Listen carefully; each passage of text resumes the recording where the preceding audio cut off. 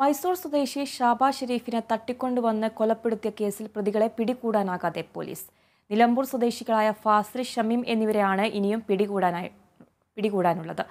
ഇരുവരെയും കണ്ടെത്തുന്നതിനായി police lookout notice പുറപ്പെടുവിച്ചിട്ടുണ്ട്.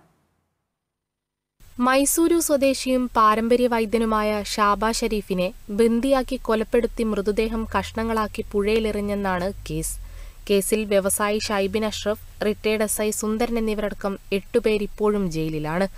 പ്രധാന പ്രതികളെ ഒളിവിൽ പാർപ്പിക്കാൻ സഹായിച്ചതിനും സാമ്പത്തിക സഹായം നൽകിയതിനും മറ്റുമായി മുഖ്യപ്രതി ഷൈബിൻ അഷ്റഫിന്റെ ഭാര്യയടക്കം 5ഓളം പേരെ പോലീസ് കേസിൽ അറസ്റ്റ് ചെയ്തിരുന്നു.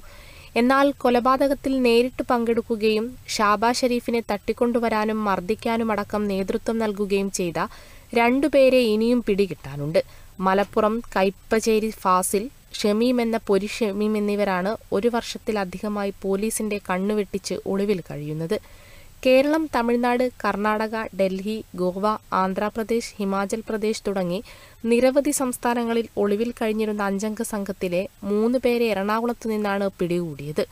അന്ന് സംഘത്തിലുണ്ടായിരുന്ന ഫാസിലും ഷമീമും കഷ്ടിച്ചാണ് രക്ഷപ്പെട്ടത്. ഇതിനുശേഷം ഇവരെ കണ്ടെത്താനായിട്ടില്ല.